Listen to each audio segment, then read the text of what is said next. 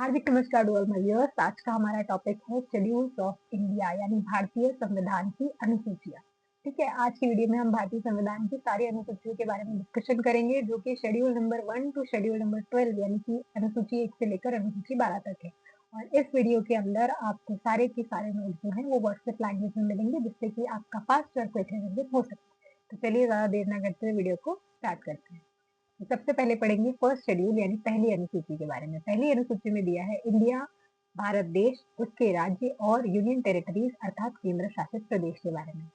भारत देश, उसके राज्य और केंद्र शासित प्रदेशों के बारे में क्या किसमें दिया गया है? पहली अनुसूची में। आर्टिकल 1 यानी अनुच्छेद 1 से लेकर आर्टिकल 4 मतलब अनुच्छेद 4 तक, 4 में ये भारत एक देश है, उसके राज्य और उसमें जो केंद्र शासित प्रदेश है, इन सबका उल्लेख आपको मिल जाएगा। तो पहली अनुसूची जो है उसमें भारत, उसके राज्य और केंद्र शासित प्रदेश के बारे में लिखा हुआ है। ठीक है, अब देखो, जब हमारे देश के पॉलिटिकल लीडर्स ने संविधान की रचना की तो उन्होंने सबसे पहले तो स्टेट को डिफाइन किया, इंडिया को। उसके बाद में दूसरी चीज उन्होंने जब शेड्यूल बनाए, अनुसूचियां बनाई, तो सबसे पहला काम उन्होंने क्या किया? अपनी अपनी सैलरी डिसाइड कर ली। ठीक है, पहले तो उन्होंने देश डिसाइड कर दिया कि देश में भैया ये राज्य रहेंगे, केंद्र शासित प्रदेश रहेंगे। और सेकंड शेड्यूल में आते ही सबसे पहले उन्होंने अपना वेतन, खुद को मिलने वाली जो सुविधाएं हैं, खुद के लिए जो अलाउंसेस हैं, जो भी ब्यूरोक्रेसी यानी कि जो भी नौकरशाही में जो लोग कार्यरत हैं उनसे रिलेटेड, और जो president, Lok Sabha speaker, state governor, Rajya Sabha speaker, supreme court के जजेस, controller and auditor general of India, यानी सारे ऐसे लोग जो बहुत ही बड़े बड़े पोस्ट पे हैं, उनकी सैलरी जो है, उनकी जो सैलरी है उसको डिसाइड किया गया। ठीक है, सैलरी, उनको मिलने वाली सुविधाएं, उनको मिलने वाले एमोल्यूमेंट यानी जो भी अतिरिक्त भत्ते वगैरह दिए जाएंगे, अलाउंसेस, प्रिविलेजेस, जो भी उनको बड़े पोस्ट पे होने के कारण जो सिक्योरिटी मिलती है, जो भी उनको फ्री जो भी सुविधाएं मिलती हैं, वो सारी चीजों के बारे में सेकेंड शेड्यूल में लिख दिया गया, दूसरी अनुसूची में लिख दिया गया। सबसे पहले देश बनाया, फिर जो भी नौकरशाही वाले लोग हैं उनकी सैलरी वगैरह का ध्यान रखा गया सेकंड सेकंड शेड्यूल में, दूसरी अनुसूची में। और उसके बाद हम चलेंगे अब तीसरी अनुसूची पे। तीसरी अनुसूची पे थर्ड शेड्यूल में क्या लिखा गया? ओथ। ठीक है, ओथ, शपथ। ओथ का मतलब ही होता है प्रतिज्ञा, शपथ लेना। तो अब जब इन लोगों ने पहले देश, राज्य और केंद्र शासित प्रदेश का डेफिनेशन दे दिया पहली अनुसूची में, और उसके बाद में दूसरी अनुसूची में अपनी अपनी सैलरी डिसाइड कर दी। तीसरी अनुसूची में इन्होंने बोला कि भाई हम जो जिस पद के लिए शपथ लेने वाले हैं, उस पद के लिए शपथ लेते समय हमें इस बात का भी ध्यान रखना, मतलब उस पद के लिए हमें एक शपथ और कर्तव्य लेना चाहिए कि भाई हम लोग ये ड्यूटी जो है ईमानदारी से करेंगे। तो उसके लिए फिर उन्होंने तीसरी अनुसूची में बनाई एक ओथ, एक शपथ बनाई। ठीक है, क्योंकि सारे मिनिस्टर, गवर्नर, जजेस, सबके लिए जो शपथ दी जाती है, वो सारी शपथ जो है, जो भी ओथ होती है, वो हमारी तीसरी अनुसूची यानी कि थर्ड शेड्यूल में है। अब जो हमारे देश के बड़े बड़े पॉलिटिकल लीडर्स थे, पहले उन्होंने पहली अनुसूची लिखी, दूसरी अनुसूची लिखी, तीसरी अनुसूची लिखी। तो पहले में तो देश के बारे में डिसाइड कर दिया, दूसरी में उन्होंने अपनी अपनी सैलरी डिसाइड कर दी कि भाई पोस्ट संभालेंगे तो सैलरी भी अच्छी होनी चाहिए। फिर थर्ड शेड्यूल में उन्हें उनकी ड्यूटीज याद दिलाने के लिए, उनके कर्तव्य को याद दिलाने के लिए उन्होंने शपथ लिख दी कि भाई हम शपथ लेंगे और फिर अपनी अपनी कुर्सी पे बैठेंगे। अब चौथे शेड्यूल पे जब आए तो चौथे शेड्यूल पे उन्होंने कहा कि भाई राज्यसभा की जो सीटें हैं उसका नंबर डिसाइड करो सबसे पहले। ये जो नंबर है, number of Rajya Sabha seat for each state, यानी कि हर एक स्टेट में जो राज्यसभा की सीटें हैं वो उस स्टेट के कितने रिप्रेजेंटेटिव होने चाहिए। अब आप पूछोगे कि सिर्फ राज्यसभा के ही क्यों डिसाइड किए गए? क्योंकि राज्यसभा एक ऐसा हाउस है पार्लियामेंट का, यानी संसद का ऐसा सदन है जहां पर जिसको कभी भंग नहीं किया जा सकता, राज्यसभा को कभी भी भंग नहीं किया जा सकता। इसीलिए राज्यसभा की सीट का जो नंबर है वो चौथी अनुसूची में लिखा हुआ है। ठीक है, फिर फिफ्थ शेड्यूल, पांचवी अनुसूची पे आ गए। तो पांचवी अनुसूची में अब देखो, पहले में तो इन्होंने देश के बारे में लिखा, राज्य के बारे में लिखा, केंद्र शासित प्रदेश के बारे में लिखा। दूसरे में अपने अपने वेतन, सैलरी की बात कर ली। थर्ड शेड्यूल में जब आए तो ओथ यानी कि शपथ के बारे में लिखी है कि हम ये ड्यूटी पूरी करेंगे। जब चौथे शेड्यूल पे आए तो राज्यसभा की सीटें, क्योंकि भाई किस स्टेट से कितने रिप्रेजेंटेटिव होने चाहिए वो भी जरूरी है। तो अब इन्हें 4 पॉइंट तो लिख लिए। अब पांचवा पॉइंट जब लिखने बैठे तो इन्होंने देखा कि अब देश चलाना शुरू कर चुके थे, देश चलाना शुरू किया। तो जब पांचवा पॉइंट लिखा गया तो पांचवा पॉइंट जो है वो शेड्यूल्ड एरियाज और शेड्यूल्ड ट्राइब्स जो है, यानी कि जाति और जनजाति जो कंट्रोल है उनके बारे में लिखा गया कि भाई ये जातियों और जनजातियों का जो है इनका लेखा जोखा रखना पड़ेगा। एससी एसटी वाले जो शेड्यूल कास्ट शेड्यूल ट्राइब के लोग हैं, जो आदिवासी हैं, मुख्य रूप से आदिवासी, मैं ये भी नहीं कह रही एससी एसटी, लेकिन जो मुख्य रूप से आदिवासी लोग हैं उनके इलाके में जो भी कंट्रोल है उसके उससे रिलेटेड, यानी वहां पर प्रशासन को कैसे लगाया जाए, वहां पर सरकारी सुविधाएं कैसे पहुंचाई जाए, क्योंकि आदिवासी लोग हैं तो वो सरकार के कंट्रोल को उनके ऊपर कैसे मानेंगे, इसीलिए इस 5वें शेड्यूल में उसके बारे में लिखा गया। अब इनमें 4 स्टेट को छोड़ दिया गया 5वें शेड्यूल में, 5वीं अनुसूची से 4 स्टेट जो है उसमें एक्सेप्शनल केस रहे, असम, मेघालय, त्रिपुरा और मिजोरम।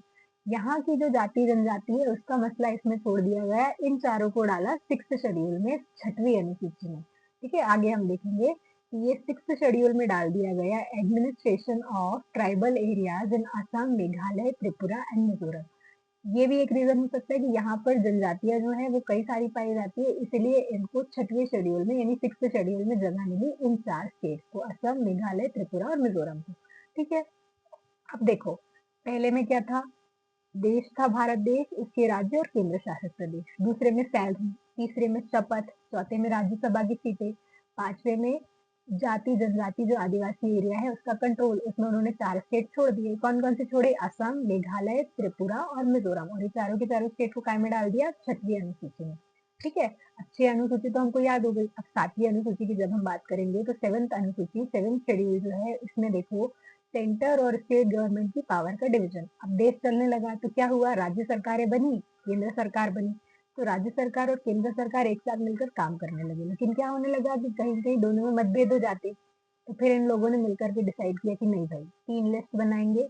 एक लिस्ट होगी यूनियन लिस्ट यानी संघ की सूची, जो सदन जो संसद है, जो केंद्र सरकार है, पार्लियामेंट है, वो ये यूनियन लिस्ट के अकॉर्डिंग लोगों के लिए काम कर रही है। ठीक है, दूसरी बनी स्टेट लिस्ट, राज्य की सूची। ठीक है, ये राज्य की सूची जो है स्टेट लिस्ट, इसमें ये कहा गया कि जो राज्य सरकार है, कोई भी स्टेट गवर्नमेंट है, वो इसके अकॉर्डिंग काम करे। और तीसरी सूची बनाई गई कॉन्करेंट लिस्ट, जिसको हिंदी में समवर्ती सूची भी कहा जाता है। ये जो कॉन्करेंट लिस्ट है, ये कॉन्करेंट लिस्ट में ऐसे विषयों को डाला गया जिसपे केंद्र सरकार और राज्य सरकार दोनों मिलकर साथ में काम करेंगी। ठीक है, पहली बनाई गई यूनियन लिस्ट, दूसरी बनाई गई स्टेट लिस्ट, तीसरी बनाई गई कॉन्करेंट लिस्ट। यूनियन लिस्ट में संघ सूची सदन जो केंद्र सरकार है उसके लिए विषय डाले गए, स्टेट लिस्ट राज्य सरकार के लिए विषय डाले गए, और कॉन्करेंट लिस्ट यानी समवर्ती सूची में दोनों सरकारों के लिए विषय डाले गए। ठीक है, अब देखो देश चलने लगा है। अब इसमें सबसे बड़ी अड़चन जो आएगी वो आएगी भाषा की अड़चन। क्यों, क्योंकि हर एक स्टेट में अलग भाषा है। तो अब इन्होंने 8 पॉइंट जो लिखा संविधान के लिए वो बहुत इंपॉर्टेंट है, और वो है 8th शेड्यूल, जिसमें 22 लैंग्वेजेस है, जिसमें बहुत सारे कॉन्स्टिट्यूशनल अमेंडमेंट यानी कि संवैधानिक संशोधन होते रहे। तो पहले क्या किया, पहले इन्होंने 14 लैंग्वेज रख ली थी 8th शेड्यूल में, मराठी, बंगाली, हिंदी, पंजाबी, मलयालम, तेलुगु, तमिल, कन्नड़ा, ये सारी भाषाएं यानी 14 लैंग्वेज थी। फिर जब 21st अमेंडमेंट हुआ, 21वें अमेंडमेंट यानी 21वें संवैधानिक संशोधन 1967 में हुआ, तो इसको याद रखने के लिए एक लाइन याद रखना, 21 सिंधियों ने संसद के बाहर जाकर हंगामा खड़ा कर दिया था। ठीक है, 21 सिंधी लोगों ने, किसने हंगामा खड़ा किया, 21 सिंधियों ने।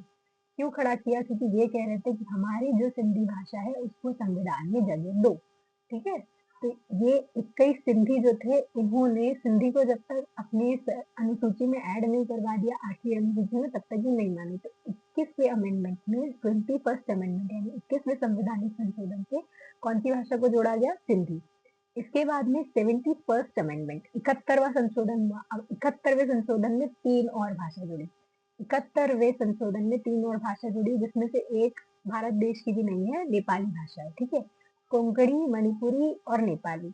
71वें संशोधन में 3 जगह से लोग गए थे, कहाँ कहाँ से, गोवा से, मणिपुर से और नेपाल से, संसद के बाहर हंगामा करने। हालांकि गए नहीं थे, मैं याद करने के लिए एक छोटी सी स्टोरी बता रही हूँ कि 71वें संशोधन के लिए गोवा के लोग, मणिपुर के लोग और नेपाल के लोग गए थे। गोवा वालों की जो लैंग्वेज है वो कोंकणी है, मणिपुर की मणिपुरी और नेपाल की नेपाली। तो ये जो लोग थे सारे, इन लोगों ने संसद के बाहर जाके हंगामा किया कि हमारी भी भाषा जोड़ो। तो कोंकणी, मणिपुरी और नेपाली को 71वें संवैधानिक संशोधन से कॉन्स्टिट्यूशन में जगह मिली। अब देखो 21 लोग सिंधी के लिए गए, 71 लोग कौन सी 3 भाषाओं के लिए गए, कोंकणी, मणिपुरी और नेपाली। इससे हमको 21 लोगों से सिंधी याद रह जाएगी, 21 सिंधी और 71 नेपाली याद कर लेना, 21 सिंधी और 71 नेपाली। नेपाली के साथ कौन कौन थे? गोवा वाले भी थे और मणिपुर वाले भी थे। नेपाल वालों के साथ कौन कौन थे? गोवा और मणिपुर वाले दोनों थे। तो गोवा की कोंकणी भाषा है और मणिपुर की मणिपुरी। ठीक है। कोंकणी भाषा के रीजन में से थोड़ा सा वास्ट है, कुछ गोवा में बोली जाती है, कुछ कर्नाटका की जो मैंगलोर वाला रीजन है वहां पर भी बोली जाती है। तो ये जो 3 भाषाएं हैं इनको 71वें संवैधानिक संशोधन से 8th शेड्यूल यानी 8वीं अनुसूची में जगह मिली। ठीक है। फिर 92nd अमेंडमेंट, ये जो 92वां अमेंडमेंट हुआ, 92वां संवैधानिक संशोधन हुआ, इससे 4 और भाषाओं को जो 8th शेड्यूल है उसमें जोड़ा गया। मैथिली, संथाली, डोगरी और बोडो। ये भाषाएं जो है ये कुछ जनजातियों से भी रिलेटेड हैं। एक इसमें से एथनिक भाषा है, डोगरी या बोडो आई थिंक। तो ये मैथिली, संथाली, डोगरी और बोडो, ये चारों भाषाओं को जो 92वां यानी 92nd संवैधानिक संशोधन हुआ उससे 8th शेड्यूल यानी 8वीं अनुसूची में जोड़ा गया और वर्तमान में प्रेजेंट में 22 लैंग्वेजेस अभी हमारे संविधान में 8th अनुसूची में है, यानी 8वीं अनुसूची में 22 भाषाएं हैं। ठीक है। अब जो हम पढ़ने वाले हैं वो बहुत ही इंपॉर्टेंट है, क्योंकि हम पढ़ने वाले हैं 9th शेड्यूल के बारे में। आप लोगों को बता दूं ये इकलौता ऐसा शेड्यूल है, मतलब 9th शेड्यूल जो है ये हमारे संविधान में पहले संवैधानिक संशोधन के बाद जुड़ा। ठीक है। पहले संवैधानिक संशोधन के बाद जुड़ा। ये जो 9th वाला है ये फर्स्ट अमेंडमेंट यानी भारत देश के संविधान में जो पहला संशोधन हुआ उसमें ये 9th शेड्यूल जो है इसको भारत के संविधान में जोड़ा गया। और इसमें जो लिखा है इसमें आप देख रहे हैं protection of laws, protection of laws जो कि लैंड रिफॉर्म से रिलेटेड होते हैं। लैंड रिफॉर्म से रिलेटेड लॉज यानी कि सरकार ने कुछ ऐसे कानून को एक तरीके से आप कहेंगे कि सुरक्षित कर दिया जिसको कोई भी आम आदमी कोर्ट में चैलेंज नहीं कर सकता, जो भूमि से रिलेटेड होते हैं। आजकल क्या होता है, अब जैसे मैं एक उदाहरण के लिए बता रही हूँ, एग्जाम्पल के लिए, कि एक जगह से हाईवे जाने वाला है और हाईवे जो है वो सरकारी जमीन पे तो नहीं बनेगा, लोगों की जो जमीन है वो उसमें कटाई में आएगी, है ना।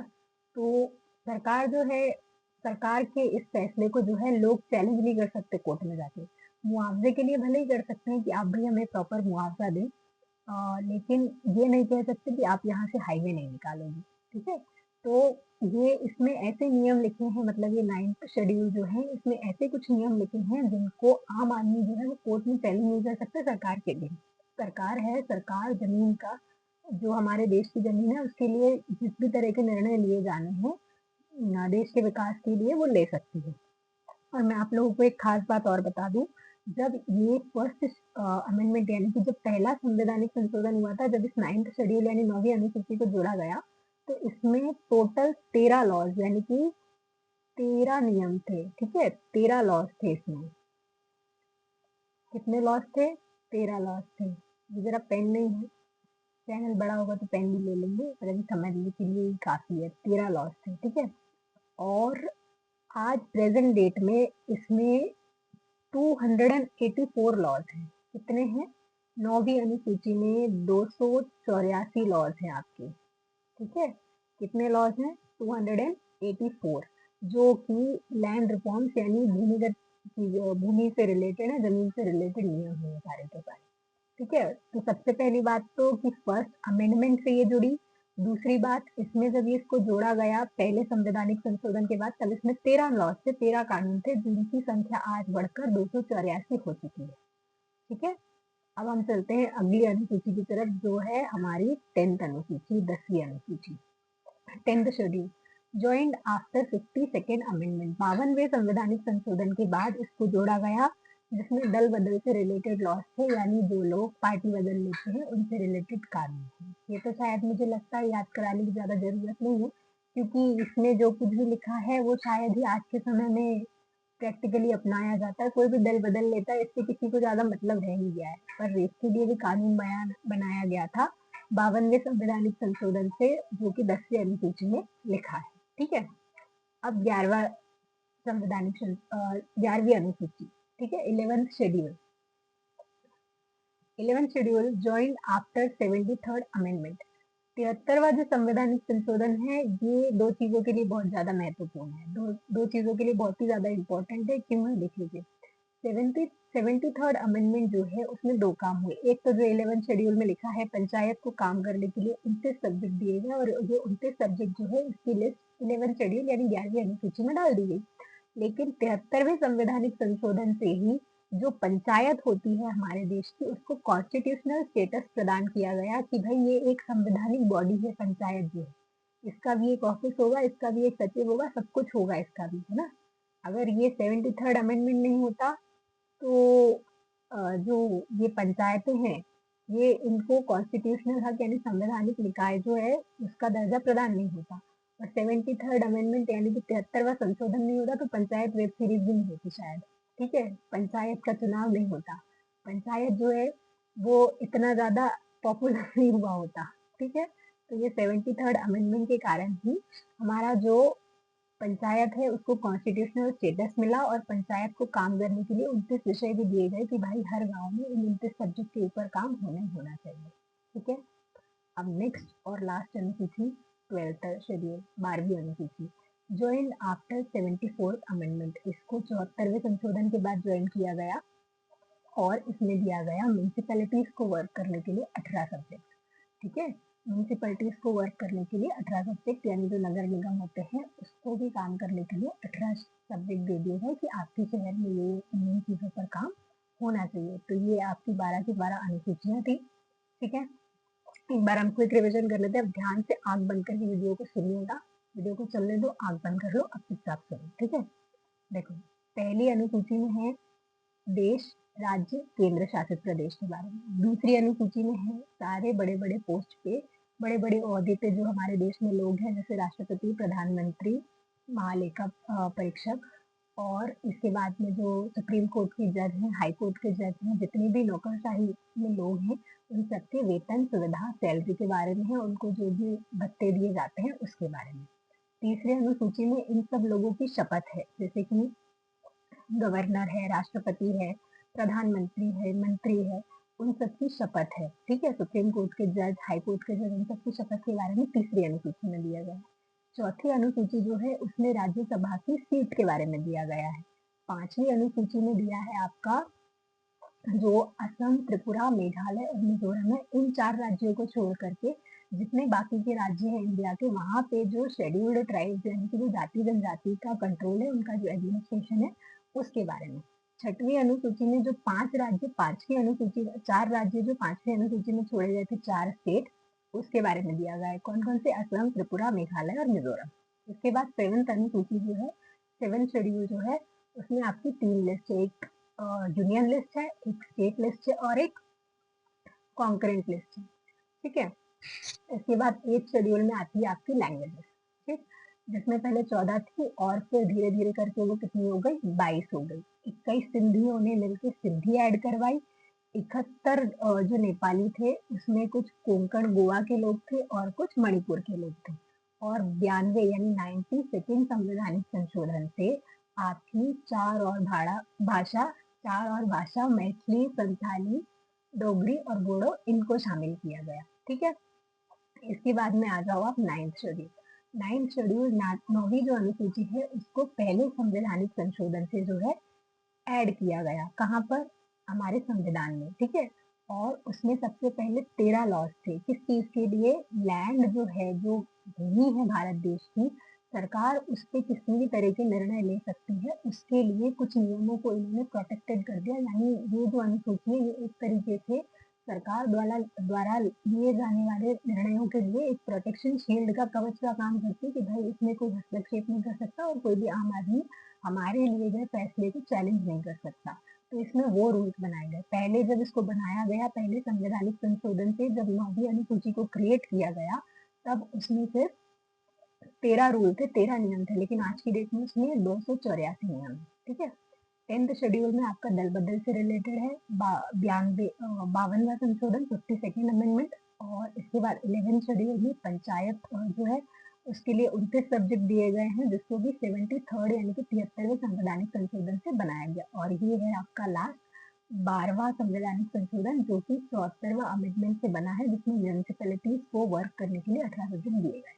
ठीक है, तो ये मैंने पूरा रिवीजन करा दिया है पूरे आपकी संवैधानिक सूचियों की कहानी जो है उसको बहुत अच्छे से सुना दिया है और इस इन्फॉर्मेशन को आप अपने दिमाग में परमानेंटली चिपकाना चाहते हैं तो इस वीडियो को दोबारा ज़रूर देखें और अगर आपको कंटेंट जेन्युइन लगा हो तो चैनल को सब्सक्राइब ज़रूर करें। Thank you.